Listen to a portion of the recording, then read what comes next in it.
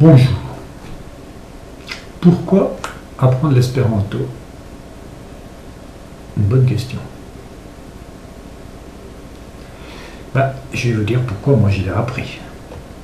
Moi j'ai appris l'espéranto quand j'ai découvert, j'ai été sur internet. Donc c'est déjà grâce à internet que j'ai appris l'espéranto. La première fois que j'ai entendu parler de l'espéranto, j'ai été sur internet et j'ai découvert certaines phrases qui m'ont interpellé, enfin qui m'ont surprise. En particulier la phrase qui disait « Il est possible d'apprendre l'espéranto et de le parler comme sa langue maternelle ». Alors là je me suis dit, bon ça je demande quand même à voir. Alors j'ai été un petit peu plus loin, j'ai vu que l'espéranto était une langue phonétique, c'est-à-dire une langue qui s'écrit comme elle se prononce. Là ça m'a déjà surpris.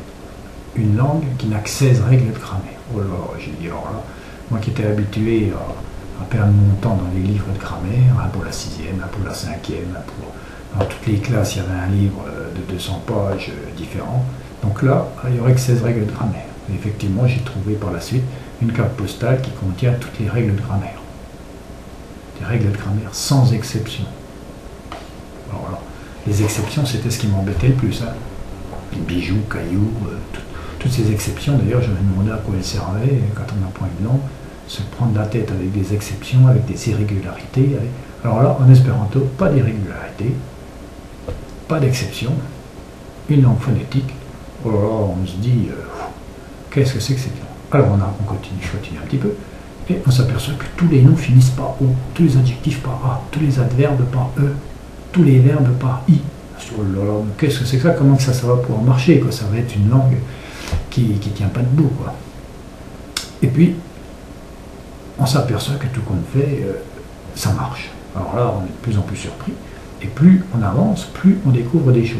C'est ça qui est génial aussi en espéranto, c'est que plus on apprend, plus on se dit « Ah oui, il fallait y penser ». Alors, des trucs qui sont aussi très intéressants, c'est quand Zamenhof a eu l'idée de faire l'espéranto est aussi une langue agglutinante. Ça veut dire qu'on met on a une racine et on met des suffixes et des préfixes.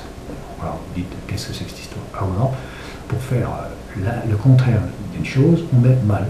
Par exemple, granda, c'est grand, mal granda, c'est petit. On met mal devant. Bella, c'est donc un adjectif, hein, puisque ça finit par A, donc c'est beau. Mal bella, hop, ça sera le contraire de beau, ça sera vilain. Alors on se dit, bon, et des petits mots comme ça, des préfixes et des suffixes, il y en a une cinquantaine. Alors maintenant, ce qui est rigolo, c'est pour les animaux. Coco, c'est le coq.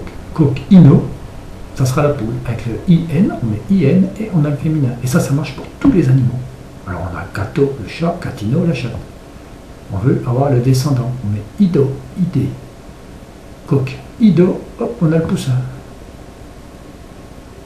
Donc, et on a le chevalo, le cheval, cheval, ido, on a le poulain. Alors avec une racine, on n'a pas besoin d'apprendre des tas de noms comme en français. Et ça marche pour... Il y a beaucoup de suffixes et de préfixes qui simplifient le vocabulaire. Donc, vous dites, voilà. Donc, un vocabulaire très riche, plus riche que dans certaines langues, car on peut créer des mots, une multitude de mots qui n'existent même pas dans certaines autres langues. Et très facilement, une fois qu'on sait ces suffixes et ces préfixes, hop, on sait créer des mots à partir d'une racine.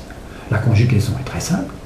Par exemple, au présent, esti, c'est le verbe être. On s'en ressemble un peu français. Et là, à toutes les personnes, on met as. Mi estas, li estas, je suis, tu es. Au lieu d'apprendre 6 mots comme en français, je suis, tu es, il est, il n'y a qu'à apprendre as.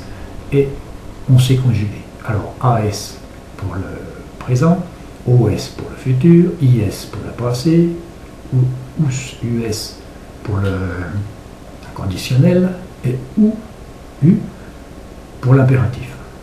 Est-tu, pas soit, soyons, soyez. Donc, la conjugaison, là, en 2 minutes, vous avez appris la conjugaison. Donc, c'est une simplification qui est très, très importante dans l'apprentissage d'une langue. D'où le fait que cette langue, en réalité, aussi ce qui est intéressant, c'est qu'en 150 heures, on a l'équivalent en 150 heures d'apprentissage, ça fait l'équivalent de 1500 heures d'apprentissage de l'anglais. Donc, C'est pour ça qu'on dit que l'espéranto est 10 fois plus facile à apprendre que l'anglais. En plus, c'est presque évident, puisqu'il n'y a pas de problème de prononciation. L'espéranto s'écrit comme ça se prononce. Il n'y a pas de lettres muettes comme en français, il n'y a pas des lettres qui servent à rien, il n'y a pas des sons qui sont différents. Chaque lettre a un son et c'est toujours la même chose. Donc, l'espéranto est la langue la plus facile à apprendre. C'est pas pour ça que c'est une langue facile. Je ne vous ai pas dit, il faut quand même se donner du mal à apprendre. Le vocabulaire est quand même, dans une langue comme le français ou même n'importe quelle langue, le vocabulaire est très immense. Donc il y a quand même des milliers de mots à apprendre. Bon, c'est sûr que vous savez qu'une concierge avec 800 mots, elle parle toute la journée. Donc c'est pas la peine d'apprendre non plus des milliers de mots pour communiquer. Donc avec l'espéranto, au bout de quelques heures d'apprentissage, vous aurez déjà communiqué avec d'autres personnes. Alors l'espéranto aussi, c'était l'idée utopique de Zamenhof qui disait que si tout le monde parlait espéranto, si tout le monde se comprenait dans le monde, il n'y aurait plus de guerre. Donc là c'est sûr que c'est vraiment utopique de penser qu'un jour il n'y aurait plus de guerre sur Terre. Quoique, tant qu'on n'a pas réalisé, tant que tout le monde ne se comprend pas, on ne peut pas dire que ça n'existera pas. Donc, développons l'espéranto. En plus, l'espéranto pourrait être très utile, par exemple, déjà en Europe. Si tous les Européens connaissaient leur langue maternelle, enfin ce qu'ils connaissent aujourd'hui leur langue, et connaissaient une langue commune comme l'espéranto, une langue commune qui est neutre, une langue espéranto est une langue équitable, car ce n'est pas la langue d'un pays. Quand vous apprenez l'anglais, vous pensez à l'Angleterre, vous apprenez le chinois, vous pensez à la Chine. Quand vous apprenez l'espéranto, vous pensez au monde. Vous n'êtes pas obligé d'aller à Esperanto Lando dans le pays d'espéranto pour apprendre l'espéranto. Il n'y a pas de pays d'espéranto. Donc où vous êtes, c'est le pays d'espéranto. Donc chez vous, restez chez vous, dans votre cuisine, apprenez l'espéranto. Et après, sortez grâce à Internet par exemple, ou voyagez, allez dans des congrès, allez rencontrer des espérantistes dans le monde entier, et vous verrez que cette langue est parlée dans tous les pays, dans les 5 continents, il y a des espérantistes partout. Et avec Internet, ça se développe encore très très rapidement. Donc voilà, apprenez l'espéranto, allez sur Google, regardez Lernou, regardez différents sites, il y a plein de sites qui vous permettront d'apprendre en autodidacte l'espéranto. En plus, vous pourrez aller faire des cours, peut-être dans votre ville, vous aurez la chance qu'il y ait des cours. Bon, moi, il n'y avait pas de cours dans ma ville. Pas les cours les plus proches étaient à 50 km de chez moi. Alors je me suis dit, je vais apprendre un peu l'espéranto. Quand je le saurai, je ferai un cours. Et c'est ce que je fais. Depuis 2-3 mois, j'ai été dans une association et j'ai créé une section d'espéranto. Et maintenant, on est une dizaine, entre 5 et 10, à apprendre l'espéranto. Et j'espère que ça intéressera de plus en plus de monde et que l'espéranto se développera cette fois-ci dans ma ville.